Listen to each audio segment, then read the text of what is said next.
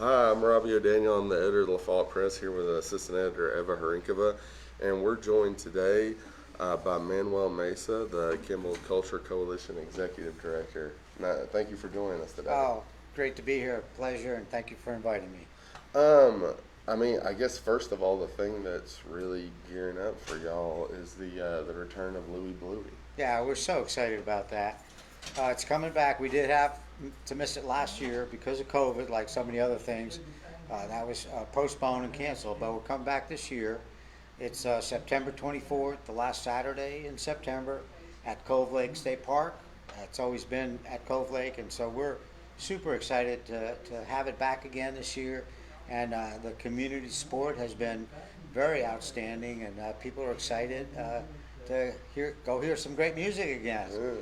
So is this the first time? So the last 2 years it hasn't happened because of the pandemic, right? That's correct. Well, partly correct. Okay. Last year it didn't happen. The year before that, which would have been 2020, Yeah. we had a virtual.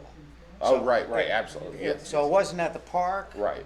It was virtual, and we had on the internet, and Yeah. so in essence, we just missed last year, but live performance has been 2 years. Correct? Yes. So who all is gonna be performing? Who all is gonna be there for Louie Blue this year? Well, we've got a really good strong lineup this year, and one of the things we try and do, and we've always done this, we try to invite and encourage local talent. So we have several local musicians playing. They play mostly up at Rickard Ridge stage. That's one of Yeah. our stages, but we also have regional performers, and we have a nice lineup. We have two stages besides Rickard, and this year our headliners are going to be Jake Lake Stompers, and I had never heard of them. They're from the Nashville area, but I Googled them once our entertainment committee got them lined up, and they are just wicked fun. They're great performers. They're entertaining. They have a great story that goes along with their performance. A lot of fun. And we also have Trey Wellington, and he's a regional recognized artist too. So those are our two big headliners coming up this year. And again, we have other performers on the stages throughout the day. It goes from 10 till 6. Again, it's on Saturday, September 24th. So yeah, we're looking forward to it. I already put in my special request for great weather, so that's all happening. So we're happy and excited about that too. So yeah. Cool. And what for people who've never been to? Tell a little about the history of Louie Bluey. Well, the history, it's really very intriguing and very interesting, and that's what got me involved. So it's named Louie Bluey because that was the stage name of a local artist and musician. His name is Howard Armstrong, but he went on stage by the name of Louie Bluey. And so he was born, or not born, he was born in Ohio, but he moved here when I think he was 2 or 3 years old. And he lived right outside of downtown LaFollette, and he grew up, and he was his family was very poor, and but he had an early interest in music, and they couldn't afford musical instruments, so him and his brothers would actually make their instruments. And then they started performing first, and his dad worked in the coal fields, so they started performing at the coal camps. And this is roughly in the 1920s and 1930s when Howard was growing up. Did that inform? Was that the reason why you guys got the idea for the making of the instrument program that you guys had? Yes, exactly. Yeah. So at a couple of schools we did. We took a program to the schools, and the kids actually made musical instruments, string instruments, from that notion, that idea. In other words, Howard had to make his own. Yeah. So we wanted to show, the kids and it was all home found items. Right. It wasn't like they went out and bought these elaborate, Right. kits or whatever. It was all homemade and, found objects at home. So he created his own instruments, and he started playing first locally in the coal fields and the coal mines, the coal camps, and then in downtown LaFollette, he started playing with his brothers. He was quite young when he started performing publicly, I guess we would say. He was probably 6 or 7, maybe 8 years old. and then they started branching out and performing a little bit down in Knoxville, and then and that was through his teens. So we're talking several year span here. And as they started performing down in Knoxville, their audience and their following started growing, and then he just kept pursuing his career, and went national and then international. Not only as a musician, he played. I believe he played, I want to say 10 or 11 different instruments, and he spoke various languages. Yeah. So he went really around the world, and that's what inspired and created the Louis Blues Festival. In other words, here's a man born in poverty, and had no real outside resources, but was able, and despite his race, he was a black man, go out and be able to follow his dream and his vision, that he wanted to play music. It was in his heart, and he wanted to do that. He was also an artist, and he did drawings and jewelry work, but he was known for his music. And so one of the founders of the festival, they started doing some research and found out about this man. Yeah. Didn't really know anything about him. Anybody in the community really remembered anything about him. Started looking into his history. It's like, oh my goodness, he was born right here on this mountain, or not born, but raised right here on this mountain. Yeah. Nobody knows anything about this man. So that's how the festival originated, with community people. It was probably about 8 or 9 at that time. Says, hey, let's celebrate this man and his art and his music, and start bringing that back to the region. So that's exactly what we did, and that was 2006, I think. It might have been 2007, but it was 206 or 207 when the first festival had. So we're celebrating this year the 15th year. So it's been going steady and strong, and a great community event for many people go. It's free to the public. Of course, you got to pay for the hot dogs, or whatever you buy, the food. Yeah. We have a food, great food court and trailer. But yeah, it's free to the public, and goes 10 to 6, and we have kids area. We have 2 stages going, and the 2 outdoor stages, they go all day. Yeah. So it's not like, oh yeah, there's a band and then there's an hour break. I mean, they perform all day, and then same thing at Rickard Ridge, up at the restaurant there. That performs, I believe it's 12 till 6. Yeah. So they're going, basically all day long too. How many people usually attend this event? Well, again, before the pandemic, we were coming in around 6,000 to occasionally 7,000. Yeah. And we could go bigger, except we're limited by the space in the park, and that's kind of what's kept us in that range. But it's a great crowd, and one thing I'd like to talk about, this year we've initiated, we always change things a little bit. This year, and I'm really excited about this part of it, we've initiated, we're calling it a jamming tent. And so it's going to be set aside from the main, the main stages, the main performing stages. But we will encourage people to bring their instruments, and it's not going to be amplified. So it's going to be just basically acoustic. Yeah. Because we didn't want that bleeding over to the other stages, the noise and the sound of all.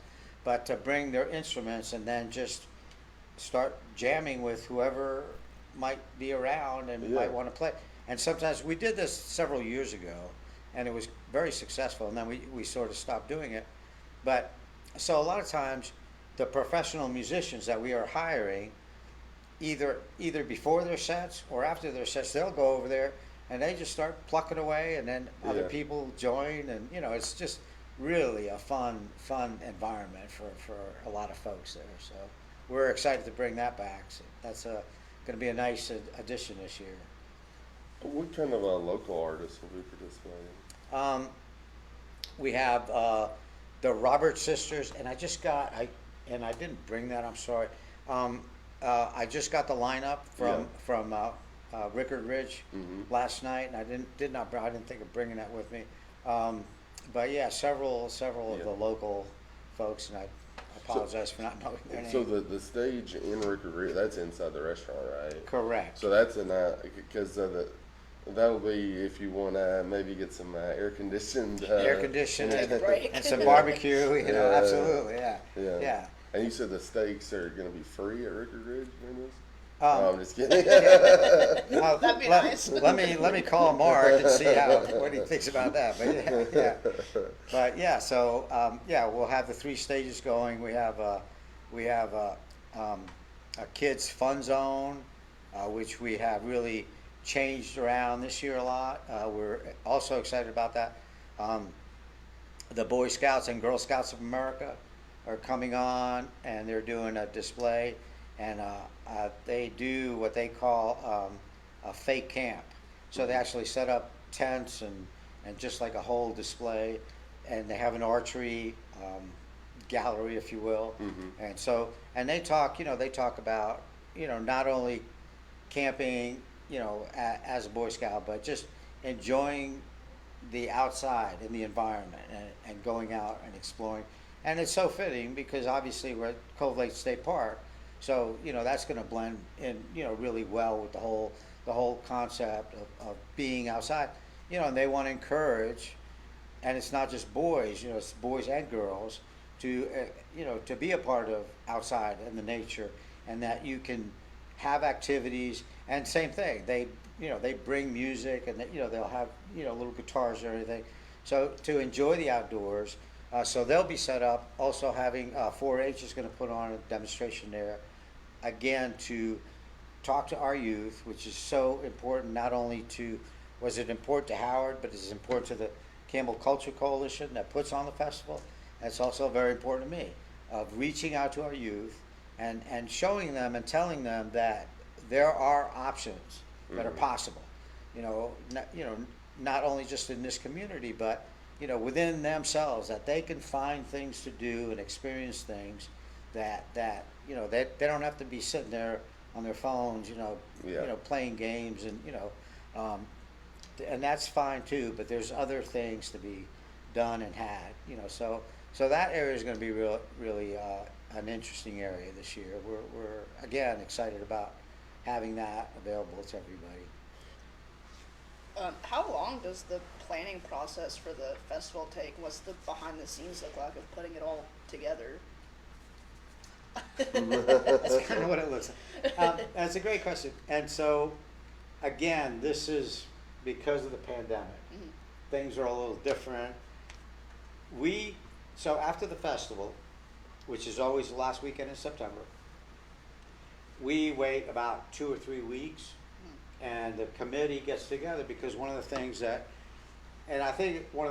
made the festival so successful is that we get feedback from all the committee people and anybody else that wants to either make suggestions, or hey, this worked, or this did not work, or anything of that nature. Mm-hmm. So we do that right away, almost like right away. Right. And then the main group of about 4 or 5 of us, we actually start in January.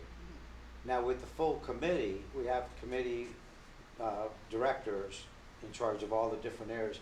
We probably start meeting, I want to say probably around March or April, and then we meet monthly, and everybody's got their tasks, if you will, and they complete their tasks, and they get everything rolling.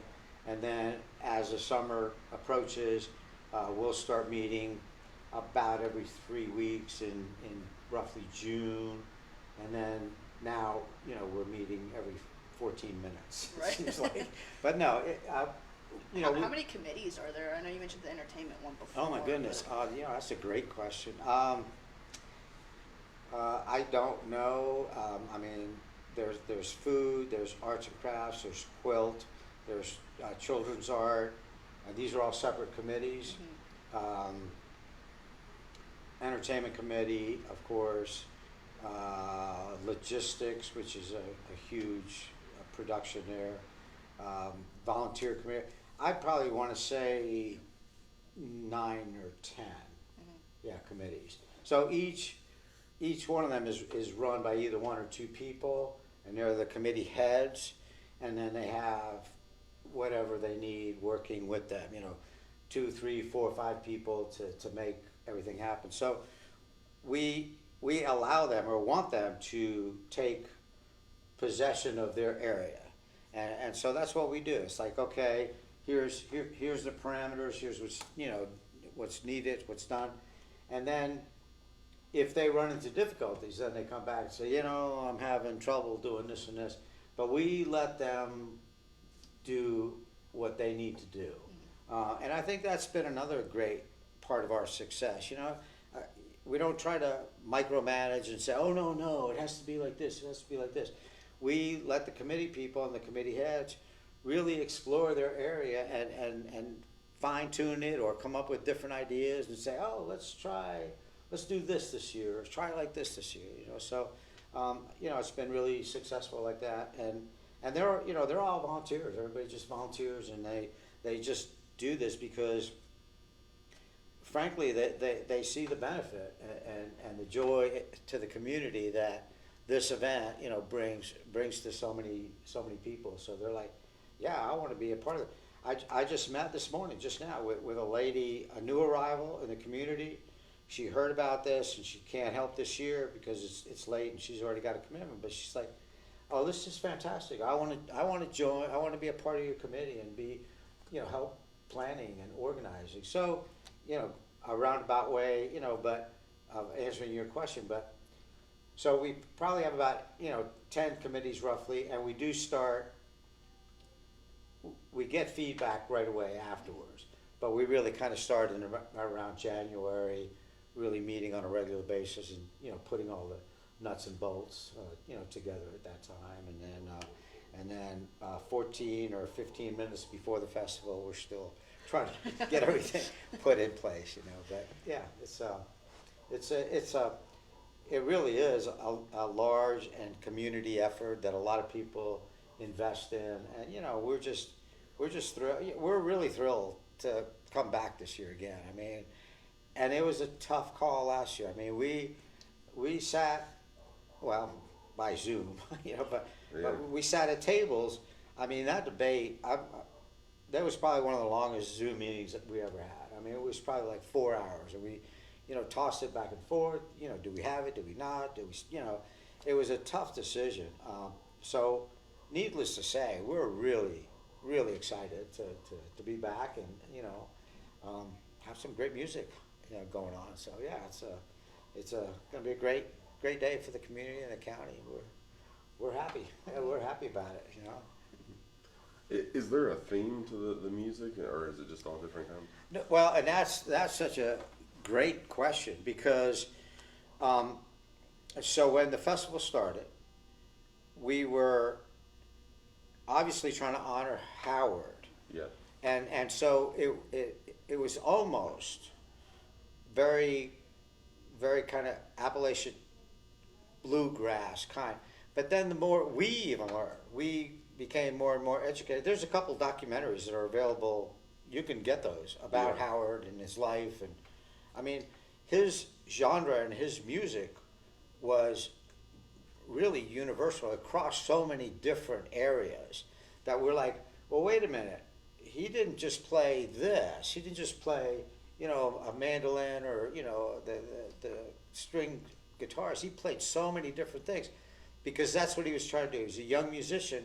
He was trying to appeal to a wide audience of people, and he understood that. He's like, okay, if I just play this, I'm going to have my 100 people or my 50 people, they're going to like me and follow me. He says, but coming from this area, again, going back into a little history, so this area was built on coal mines, and the coal miners were almost 100% immigrants from other places, from Poland, from Italy, from Scotland, from all over. So he understood at a very young age that he had to play to his audience.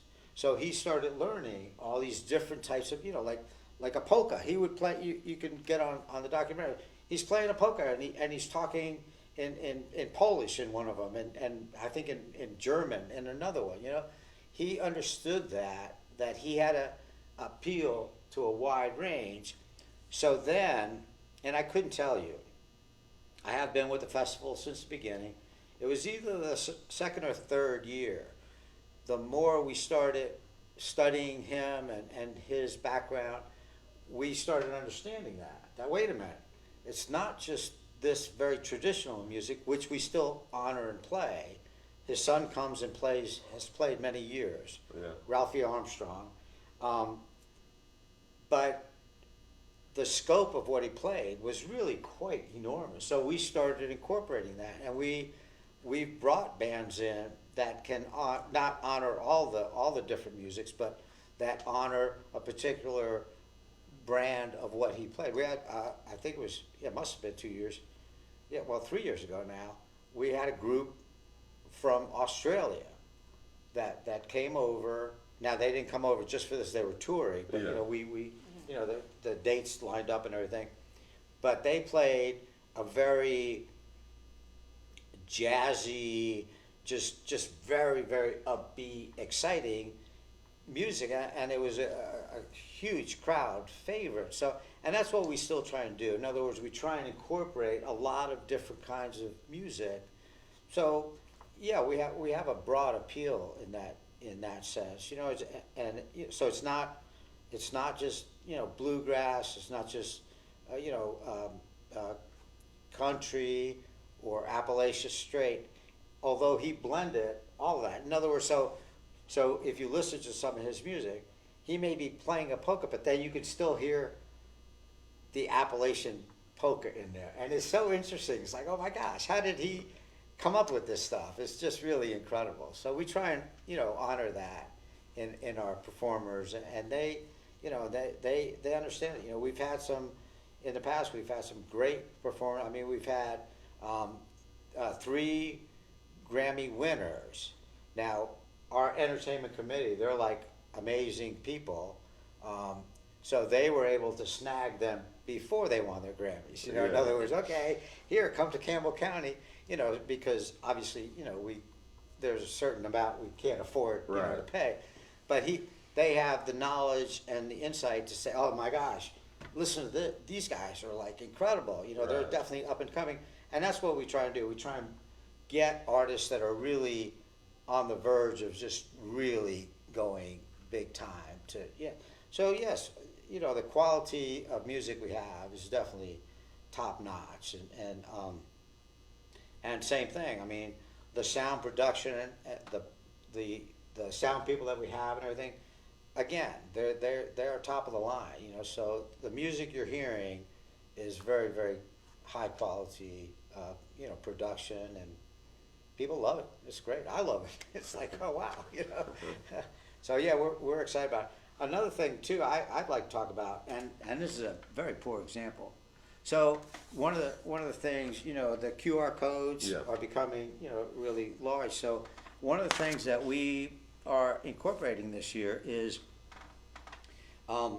we will have signs all over the festival with QR codes that will have the performance schedules and just a bunch of information basically about the festival, about Howard, who's playing, what time, and where you can find certain artists, the artist village or the makers, their tents, exactly where their tent is located. Right. So have a festival map, and just be able to locate that. We will also have, because there's some elderly folks in the community that still like to pick up a piece of paper. So we will still have paper maps and and schedules and everything. But yeah, we came up with that. And we think it's going to be quite successful. I mean, so many people are used to using that.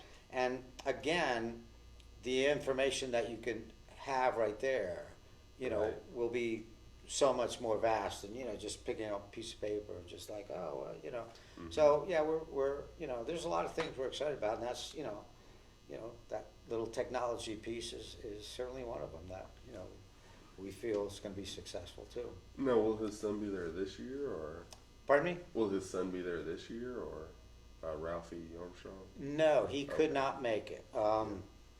we did try and book him, and again I couldn't tell you. He's probably performed at, I want to say, 7 or 8 at least of the festivals, but his popularity is growing also, and he was booked in different areas and places, so he could not make it this year.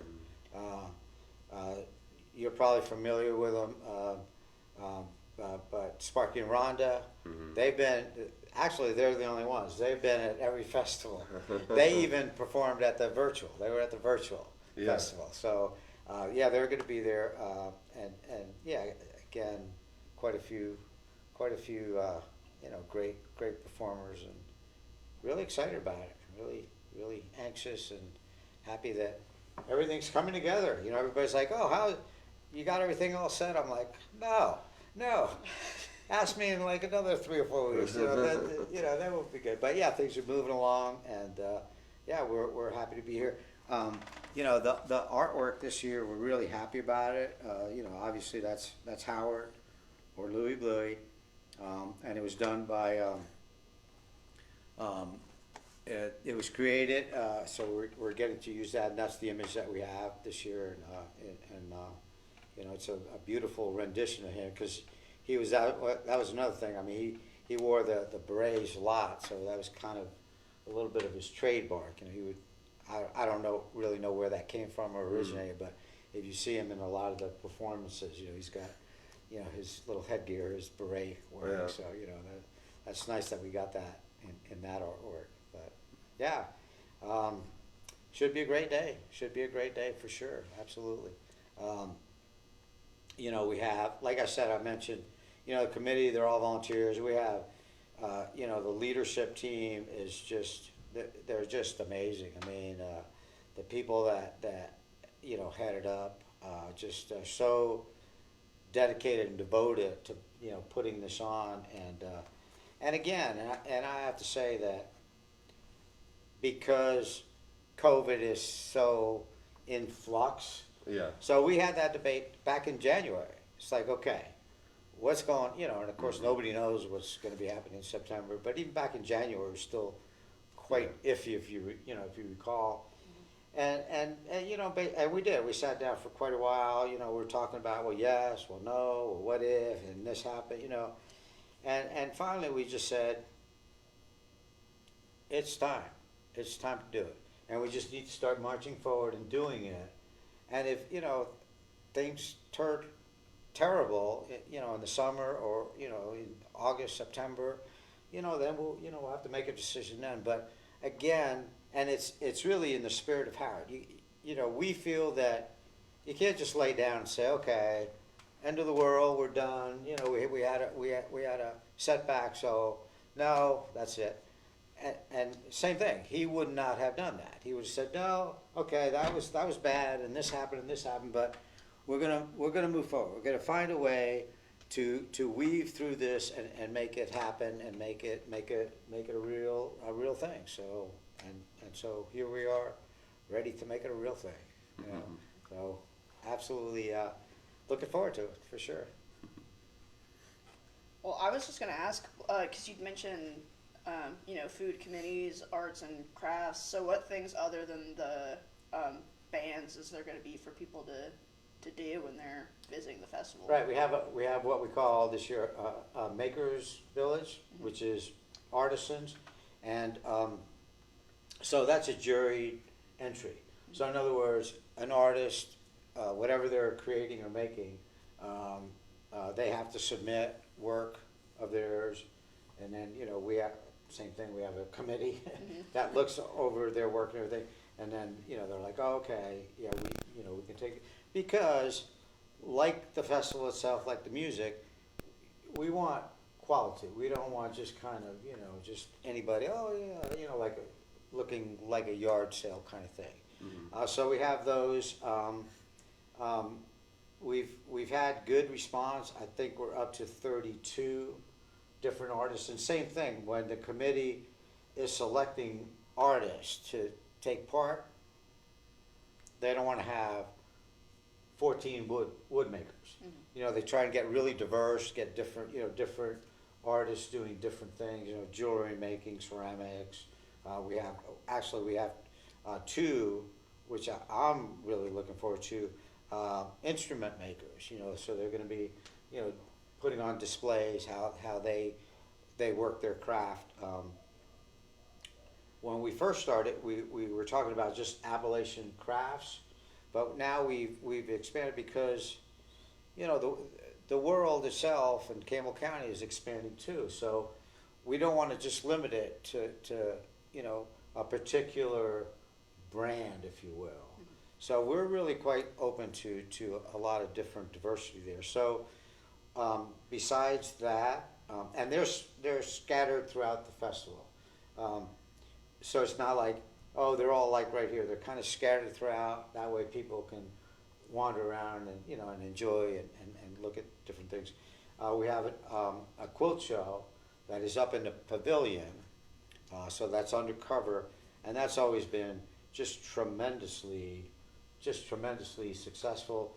And if you go in there, I mean, some of these quilts are just they're astonishing to look at. You're like, oh my goodness, how did they even do this? Beautiful, just beautiful work.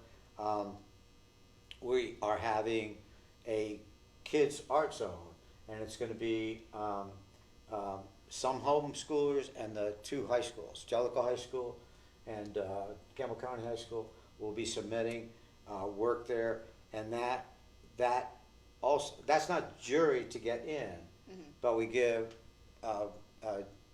ribbons and we have and it's like, well, we have two categories. A committee goes and they judge the work, and then they award ribbons, first, second, third, couple different categories.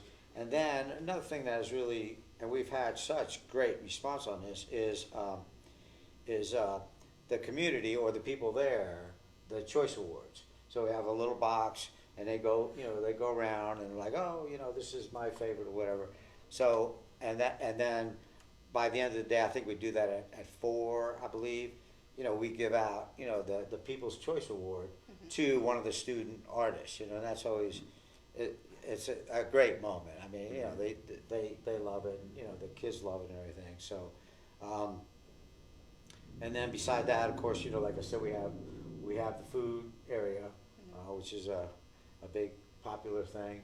This year, I want to say too that one of our sponsors, we have quite a few sponsors, but one of our sponsors is a Chamber of Commerce, and they're actually, I think this is so fun, they came up with this, they're actually going to be selling cotton candy to all the kids. I'm like, oh, that's so cool, that's great. So, if you want some good cotton candy, come on down there and try some of that out, I do love cotton candy. I know, it was so fun. I went to a Smokies game 2 weeks ago, whatever it was, and this was before we had the discussion with the chamber, and so I went to the game. It was a good game, and I'm looking around, and half the crowd is kids, and at least half of the kids had cotton candy. I'm like, oh wow, look at that! They're all, and then of course that brought back memories. Like, yeah, when I was a kid, I always ate cotton candy. So that should be fun too, So. Yeah, we have great sponsors this year. Tennessee Arts Commission has always backed us strongly. East Tennessee Foundation, of course, the county government, and the cities support us. LaFollette, Caryville, Jacksboro. So yeah, we've been very fortunate in that area, and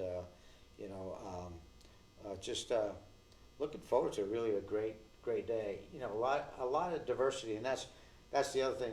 Going back to the music area, it's like so. And a lot of these bands, they have following, so people come. So, as you look at the program, you can kind of pick and choose. Oh, so and so's playing, at this time at this stage. Oh, now it's time to go get some cotton candy, and then we can come back, after, So, yeah, there's activity going on all day, and it's just we do provide, we have lots of parking around the area, and in the ball field, if you're familiar with Cove Lake, there's a ball field there. There's parking in there, and we also offer golf cart services for people. Like if they want to go up to the pavilion or up to Rickards, you know, it's a little bit of a climb. So we have golf carts available for the public. You know, we can help, you know, handicapped people getting back and forth or up and down or take them back to the car. And that's another thing you do is like if sometimes people will come and they buy artwork. They're like, oh, I don't want to lug this around, or it's kind of far to the, not that it's real far to the car, but you know, a couple hundred yards or whatever. So yeah, same thing. I mean, you know, we'll take them over to their car, you know, drop off whatever they need. So, you know, we've always provided that service for people. Yeah, there's a lot of activity going on, really all day long. Could you, as the executive director, could you describe the Campbell Culture Coalition for people who might be unfamiliar? Sure, yeah, I would love to talk about that. So our mainstay, if you will, and that's how we were formed, is through the Louis Blue Festival. Mm-hmm. Again, that's, you know, the end of September every year. But the other thing that we do, which always excites me tremendously, is we do art programming in the schools. We go to the different, we've been to every school in the county, some of them several times, and we do art programmings. We don't, same thing, the festival is free, all our art programs are completely free. We don't even ask or require that anybody have any kind of art background. It's a willingness to be involved in something that they, and a lot of times, they don't even know they can complete it because the projects we put together, they're rather complex. Mm-hmm. And when we present them to the teachers and the students, we got a lot of eye rolling mechanism going on. It's like, what? But that's kind of the point. It's like we challenge the kids, and we do all ages. I mean, we've done from first grade. I don't think we've ever done kindergarten. Now that I'm thinking about it, I think it's the youngest has been first grade, all the way through high school. Obviously, each program's been different, and we've done 42 programs now in the schools, in roughly 12 years.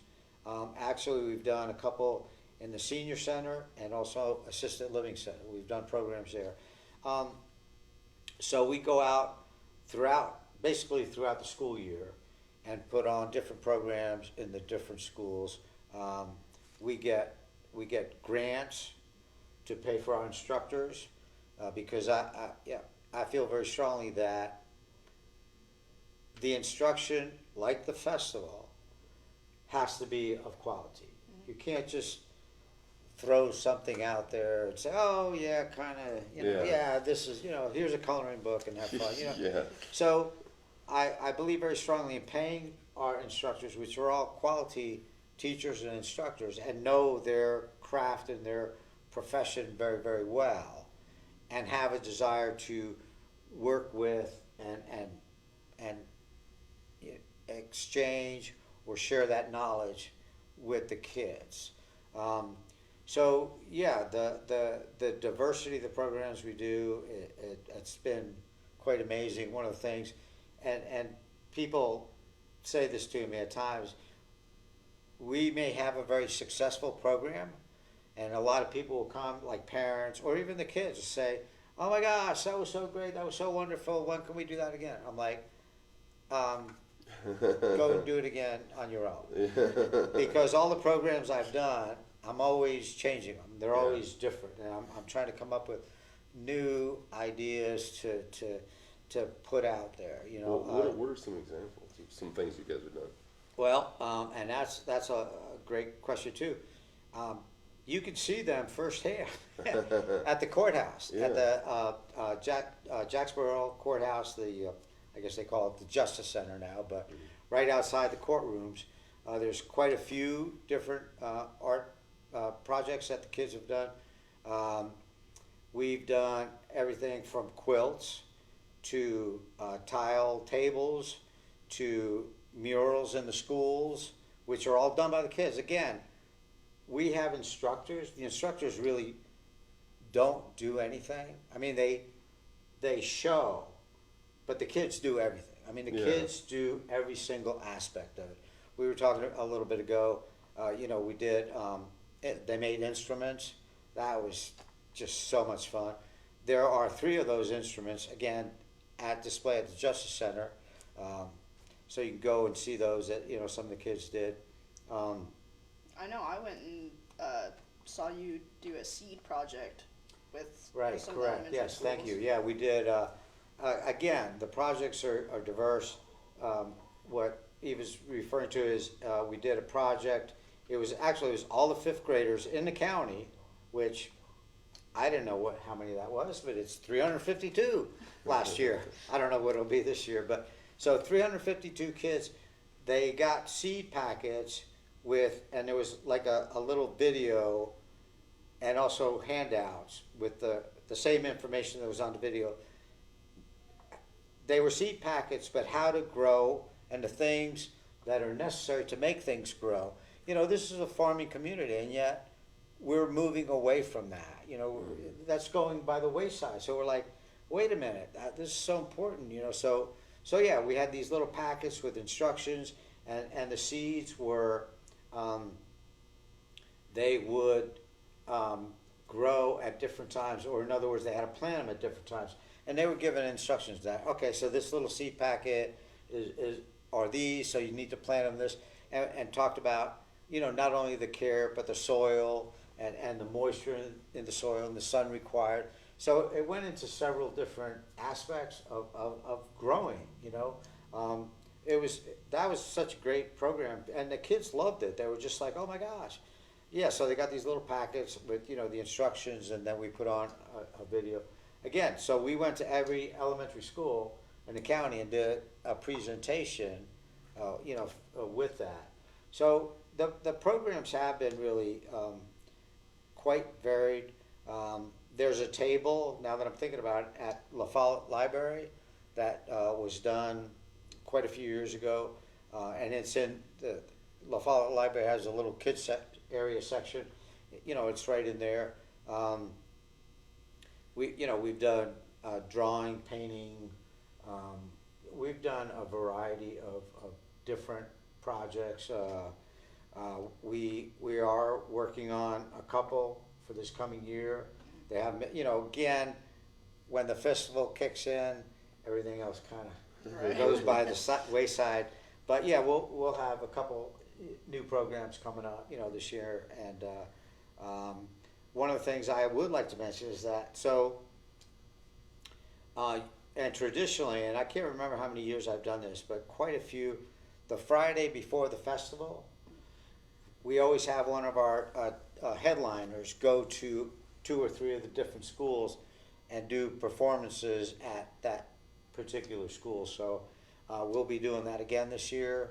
The schools have not been finalized yet, but again, another project that I'm really excited about, and that's always been a great hit, at whatever school we've gone to. So, again, as things open back up, we're excited about getting back into schools and doing more things, with the kids, the teachers, and so on our projects, and that's so important to us, we have to have almost a buy-in from the teachers and the principals, because if they don't want it or they don't support it, then yeah, we'll just go in there and we'll talk for 20 minutes and then, okay, yeah, go away. So it's important for us to share our excitement with them first and say, hey, here's what we're looking, here's what the goals, the results are that we're aiming for, and get them on board and excited to do these things. Like I said, we've done murals at the schools, and again, we presented an idea to the kids, and then these projects take a while. It's not like a one-day thing. It's usually like a full semester. Most of these take. Some don't. So we presented an idea, and we've done it at 2 different schools now. We presented an idea, and we're like, you guys, you students, give us your feedback on this idea. And they do. And then and not right away, but we give them a week or whatever, 2 weeks. And then they come up with these ideas. And then we transform those ideas that they give us into a blueprint, if you will. But it's generated from their thought process, which is what we love doing, So yeah, those have been, really successful too. We've done, and I know for the celebration, the 125th celebration for LaFollette, they did some chalk painting. So we have done a chalk festival before, and I can't even remember what year that was. It was probably 2009 or 10. So yeah, the things that we do just very, very varied and diverse, and try to be as inclusive as we can with as many kids as we possibly can do without overloading it. In other words, and that seed project might have been the exception. In other words, we would have all the fifth graders in one place. We don't usually do that. We try and limit it more to a manageable amount, like 15 or maybe 18 kids instead of, oh yeah, here's 200. Let's have a college, conference classroom here. It's like, so, yeah, we try and, have small groups. That way we can relate to a one-on-one basis with the kids and talk to them, get to know them, and get to know what it is they want to get out of this instead of just sitting there, big old lecture and so happy to get those rolling again too, for sure.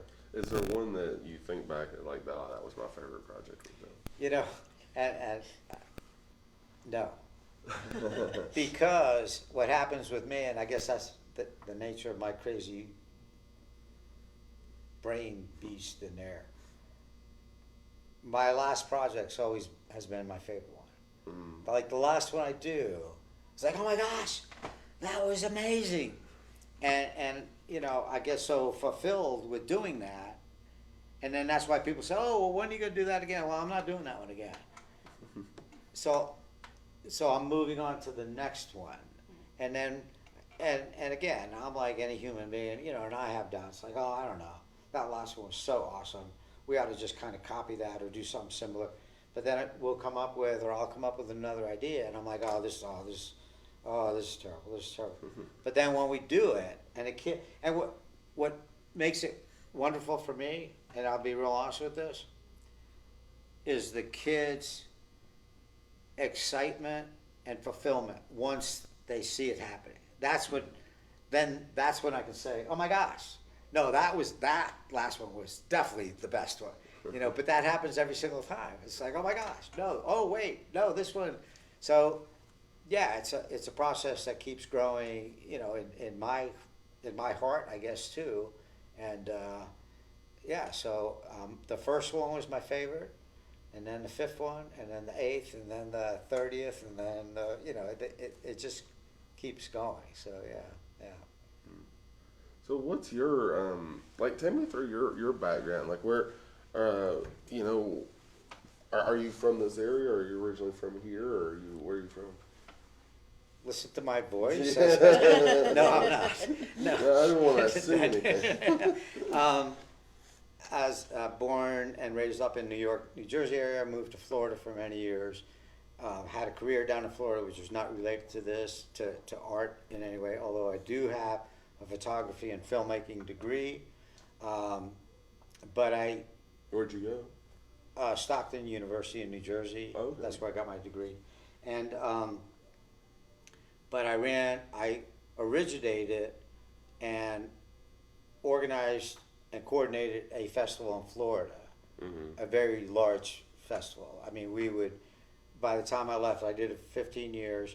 We had about 175,000 people coming. Yeah. Wow. Different demographics. I mean, it was, city and, but the whole thing. And that's how I got involved with this. I moved here, and your lovely newspaper actually ran a story on me. Yeah. because I got a job here, and I don't know, they ran a store. The coordinators, the founders of the festival saw the article. They're like, oh, they called me up, they got my information, called me up. They're like, hey, we have this idea, we want to do this thing, this festival. Yeah. We don't know anything about this. Would you come and talk to our group? We saw that, you know, you did one in Florida, et cetera, et cetera. I'm like, oh, sure. I'll come talk to you, but I'm not doing a festival again. And I told them that right away. I'm not doing this. I did this 15 years. And look at you now. And- You're 15 again. Exactly. I'm like, you know, so yeah, they, you know, oh, that was a great talk. Thank you so much. And then 2 days later, they're like, so you talked about this and this and this. Could you follow up on that and expand on that, you know? And then, yeah, like you says, 15 years later, I'm like, oh my gosh, I can't believe I'm still doing it. But it's a great passion of mine. I love doing it. So, and really that's my background. I mean, we moved here, it was in '06, moved here. They hooked me almost immediately. Yeah. You know, and I've been involved with that. And and I can't remember exactly, the first 3 or 4, maybe even 5 years, I can't really remember. I concentrated on just the festival. Yeah. But the more I became involved in the community, I realized and I wanted to, because the early years of the festival, the kids area was really good and important.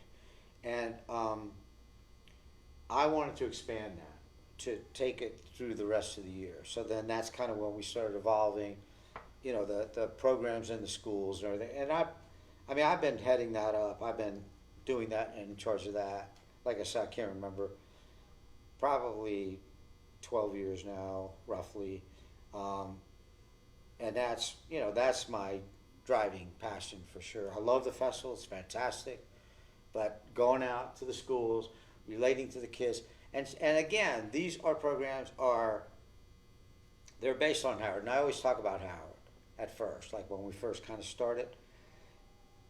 It's the idea and the notion, hey, not that there's anything wrong with the culture here, it's beautiful. But just because things were done a certain way for so many years doesn't mean you have to do it like this. Right. You have options. If you want to do that, that's great. I'm not saying, oh, you can't do that, but you have options in life, and if you want to use your mind and focus, there are things that you can do. And that's my message to the kids. Like, hey, if this dude did it, you can too. You can do it. You know, so, you know, and that's what I try and, you know, tell the kids, and you know, I want them to take away. Does it always work? No, but that's okay. I know it does, because I've had feedback. Like I said, I've been doing this, you know, 11, 12, 13 years. I've had kids that I've had, like in elementary school, middle school, you know, they've gone on to college, whatever. I'll run into them. They're like, oh my gosh, what a great lessons I learned and inspiration, you know, just from that. I didn't know it then, you know, they don't, you know, you're 10 years old, or 11, you're like, Yeah. I don't know what's going on. But I know that some of them have stuck with some of these kids in different ways. And, you know, and that's my reward right there. You know, that's like so awesome. We had one just that brought to my mind. One project we did at the high school. The kids wrote stories about somebody in an older generation of theirs. And at first it started as, the way I presented it was like somebody in your family that's been influential to you. Yeah. Like an uncle, a dad, a mom, whatever it is. And then one of the kids said to me, says, well, I've had somebody that's been very, very influential to me, but they're not in my family. And I'm like, well, yeah. I mean, there's nothing wrong with that. Yeah. So, and they wrote a book, which is now in the Library of Congress. This book is in the Library of Congress. It's called Bridging Generations. They wrote it, and we had a panel of five writers, published writers, that sat on a panel. They would write, they would read their manuscript, if you will, to the panel, and we would meet once a week, and the panel would give suggestions, say, well, you know, this part, you know, you might try this, you know, whatever it was, giving them, you know, writers, you know, critiques, and so yeah, that they published the book. So, and that's just another example of just the different kind of things that we try and do and promote. And the reason I thought of that is because one of the young ladies, and this was several years ago, one of the young ladies that was in that class, I saw her a couple years later or whatever it was, and she actually said to me, said, I'm in a really prestigious school, and to get in, I had to do several interviews. He says, I don't know this for sure. I don't know this, but it seems like when I came back from my third interview, the panel was really interested and somewhat doubted, because I guess on her resume she had put that she was a published writer. Yeah. And they're like, so what's this all about? And so she talked about that. She says, yeah, you know, and she said, yeah, I'm in the, you know, I'm part of a book, not, you know, I didn't write a whole book, but yeah, I'm in the Library of Congress. You can look it up. And she knew the numbers. Like, she's like, yeah, look it up. There's a catalog number, da, da, da, da, da, da. And she said, they didn't say it at the time, but she got a call 2 hours later saying, okay, you're accepted into the school. You know, she says, you know, I'm sure, and she's a very gifted young lady, and, you know, her resume was 40 times longer than mine is. I mean, you know, she's already done 12 gazillion things, you know, but she said the panel was so impressed with that, and they asked me about that. It's like, well, how did that come about? What did you do? And, you know, so she says, you know, so I don't know if that got me in the school or not, but it certainly had an influence. So when I get any kind of feedback like that, it's so enriching and it's so rewarding. It's like, oh my gosh, that's so cool. That's so great. So yeah. What like art do you like participate in? Like what art do you do? Brain art. So people, and that's such a great question too. People, oh my gosh, you're so great. You're so, you know, such a great artist and everything. I said, I really don't. Mm-hmm. I hire artists to put things on. I help put things together. Yeah. And like I said, you know, I did go to art school, and I got a degree in art, so, you know, I have a basic understanding of art, but I don't, you know, no, I don't draw, I don't paint, I don't do woodwork, I don't make instruments, I don't do clay things, I don't do any of that at all. Probably the most artistic I really get is mowing my lawn in a straight line. It's like, okay. But I help coordinate and facilitate people that may have like interest, and you know, I write a lot of grants, and I'm pretty good at that, and so therefore I'm able to fund, you know, these crazy ideas that we get, and you know, so you know, that's. Where did that interest in art come from? So, wow. Reach all the way back. I was going to college in Florida. Yeah. Where in Florida? Flagler College, St. Augustine, Florida. Wow, I think that's where Noah Taylor went.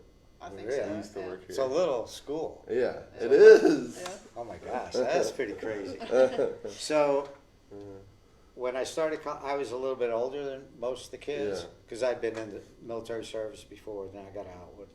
And so, I went there, and they're like, you know, the advisors, you know, they're, oh, well, you know, yeah, you got to take, you know, your math and your English, you know, all the, you know, pre-courses and all that stuff. And I'm like, well, I don't want to do that stuff. So I said, I'll take that at the end. They're like, oh, no, you got to do it now. You know, I'm like, no, I can, there's other classes I can get into that I don't need a prerequisite to do that. So I already had somewhat of an interest in anthropology archaeology, and there was a course. There was a couple courses on that, and I'm like, well, I can sign up for that. And they're like, yeah, you can, but you really, what about your English? I'm like, I don't care about my English. It's like, I want to do this. So they let me go in there. So we were aligned with the University of Florida. Sorry, you ball fans, but Dr. Michael Sherman was the head of the department at the University of Florida.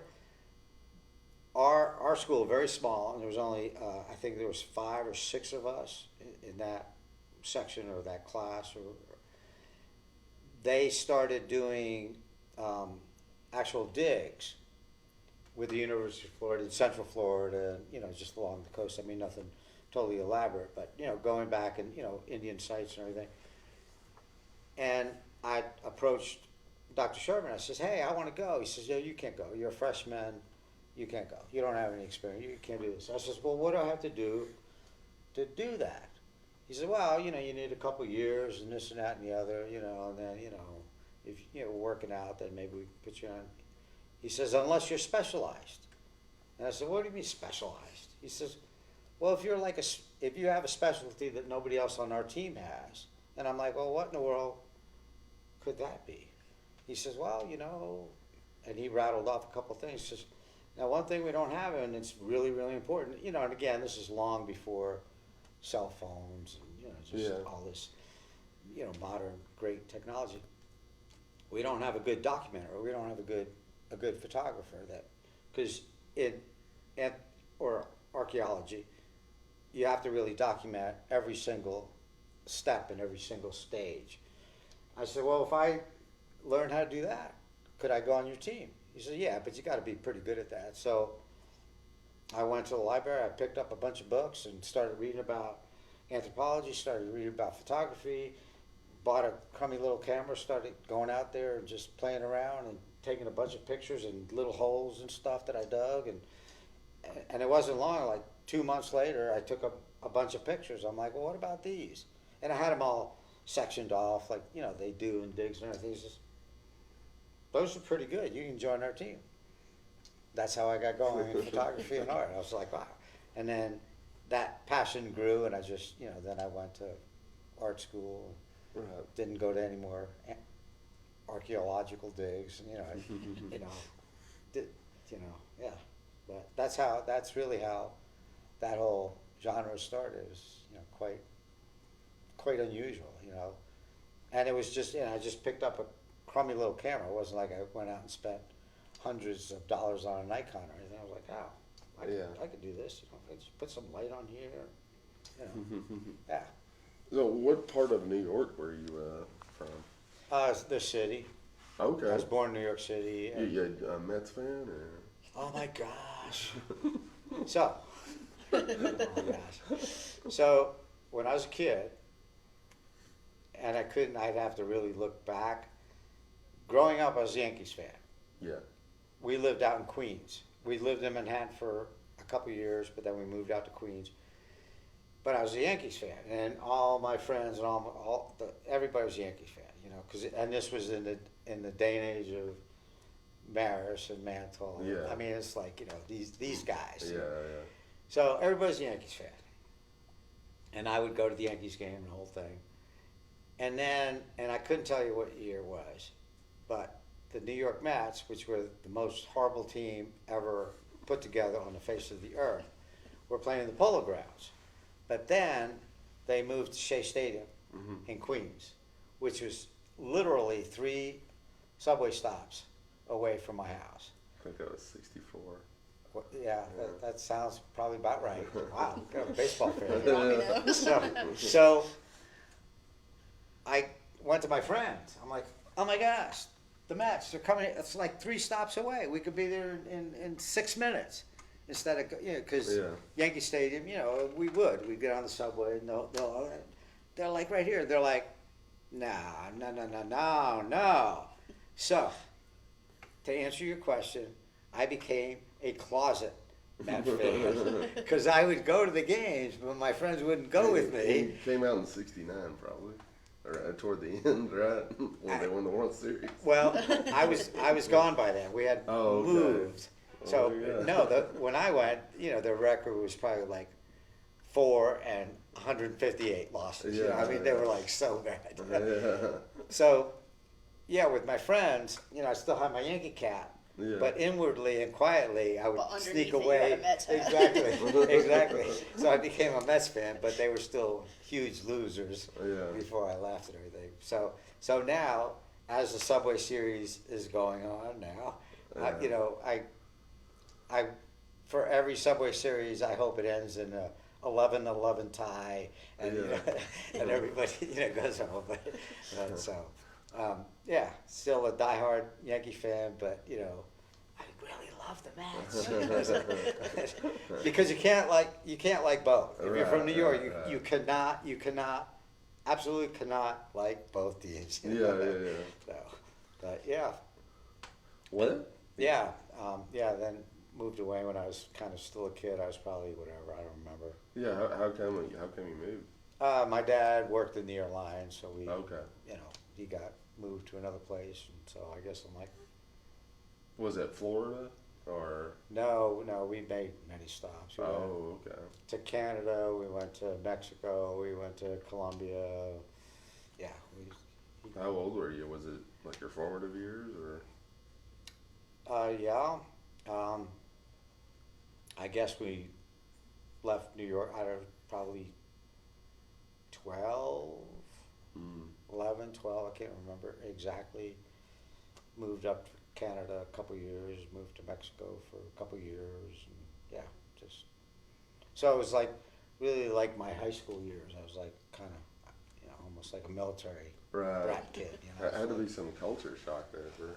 It was really interesting, and yet it's been such a major part of my life now because of seeing all that different things. And really, if you will, one of the things and one of the reasons that kind of has led me to this. It's like I've lived in other cultures. I've experienced other ways of thinking and being, not just New York, because I know New York is a whole different beast up there. But Yeah.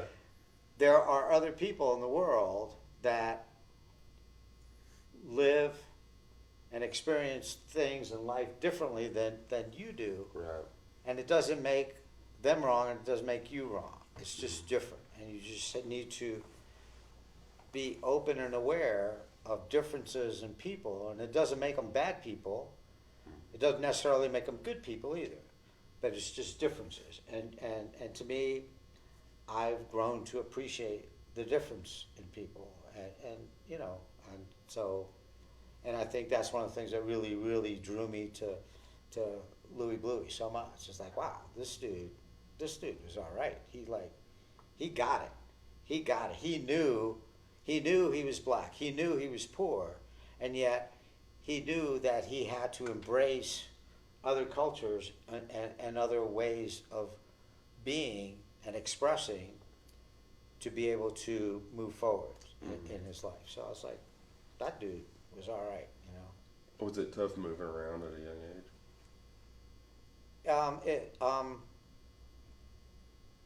I look back on it now, and it wasn't. I think when I was doing it, it probably was. Because same thing. You losing your friends. You're like, oh well, we'll stay in touch forever.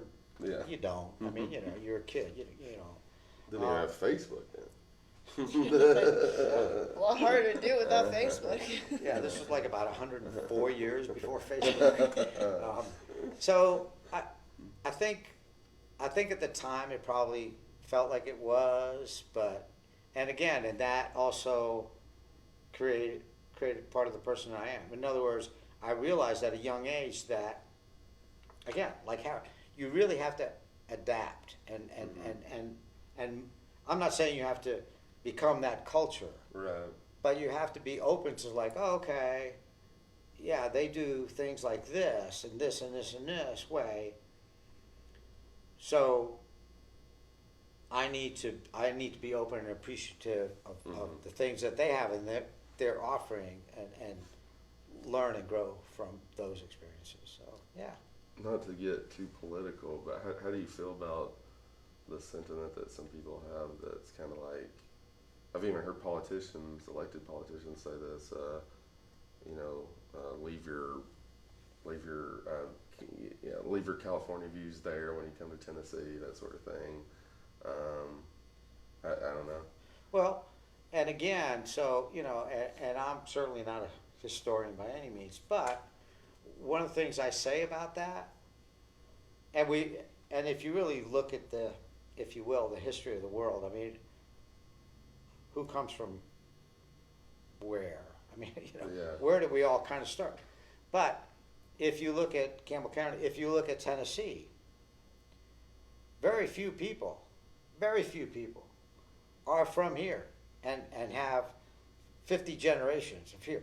Yeah. They all came from somewhere. Right. They all came from another place and came here and moved here. So, yeah, I've heard that discussion and that notion. Yeah, keep your California in California, keep your New York in New York. But they've lost sight of that their parents or grandparents were from Ireland or Scotland or who knows where. This community, and Howard was black.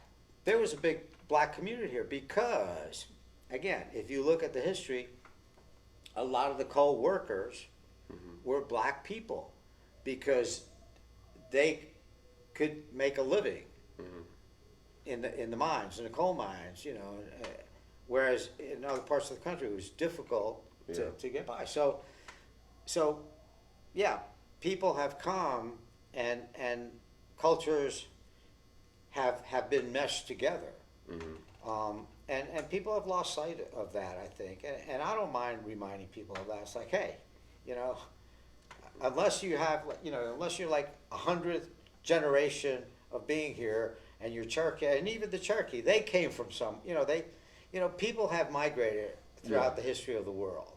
And just because we put up these, imaginary boundaries, borders, maybe I'm, way too simplistic in my thinking, but, we are part of the human race. And so, yeah, we have differences. Right. And it's okay to have differences, but, to set up those blocks either politically or however you want to do it, to me, there's fault with that. But again, that's, how people look at things and view things. But to me, they're closing off not only themselves, but just their view of the world and of other human beings that, all cultures basically are founded and immersed with other cultures and religions too. It's so Melting pot, right? it is. It has been, and that we try and segregate and say, no, this is my little corner, my little box, and nothing else fits.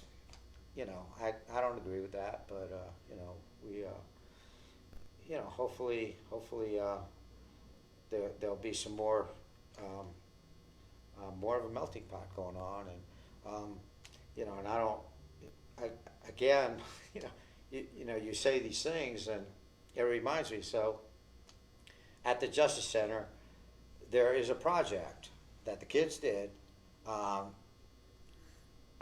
it's based on their heritage, where their family came from, and they drew flags in different colors of their country or region of origin. And then they made a map, and it was almost like a jigsaw puzzle. Each kid had a piece of the puzzle, and then it all came together to form the outline of Campbell County. And the theme or the name of the project is Together We Are Campbell County, showing that, hey, we all came from somewhere else, but we're forming Campbell County, and we are all now part of Campbell County, and making Campbell County the great place that it is. It's not just one little block here. Right. It's like all of these blocks, making it a whole. And then, and the other last thing I'll say about the kids projects, although I could talk about that forever, is that I don't have very many requests for the kids, but I do have one mandate. And this was different in the Seeds project because it was a little different. But all the projects the kids do, the only request, the only mandate I have for them is they have to sign that work where it's visible. So people see and can acknowledge that, hey, little Johnny Matthews, oh, he did that. Oh my gosh, he did that 10 years ago, whatever it is. But it's important for me and for them to be, if you will, to be recognized. To like, oh my gosh, yeah, you know, and I tell the kids that, hey, you know, 20 years from now, 30 years from now, you could take your kid Right. and you can show them that you did this wherever it is we have it, you know. Yeah, there's your That's name, the you know. proof, yeah. Yeah, so that's really, you know, another really important aspect for me, you know. Yeah, they got to sign, and a lot of them are like, oh, I'm not gonna put my name on. Yeah, you are. Yeah, you are. Yeah. But yeah, that's. Well, thank you so much for joining us today, Manuel. It was Well, a pleasure. Thanks very much for having me here. You know, I don't often get to rattle and go on about myself, but you know what I do. You know, I do it. You know, I do it from the heart. You know, and you know, I'll close with this. You know, somebody said, "You're retired now. You quit." I says, "Yeah, I'm retired." I says, "But I work much harder now than when I was working." Yeah. And they looked at me, and they know me. They looked at me, and they said, "Yeah, you do. But what you do now, you do it from your heart and with passion, and that makes all the difference in the world." They're like, "You're right. You're exactly right." So I tell you, your passion's contagious. yeah, That's what that- love it. Love doing it. Thank you both so much. Really appreciate being here, and yeah, come on down to the festival. Well, we'll have more about the festival in the paper as it gets closer. Campbell Culture Coalition Executive Director Manuel Mesa. Thanks you for so joining much, us. Rob. Appreciate it. Now.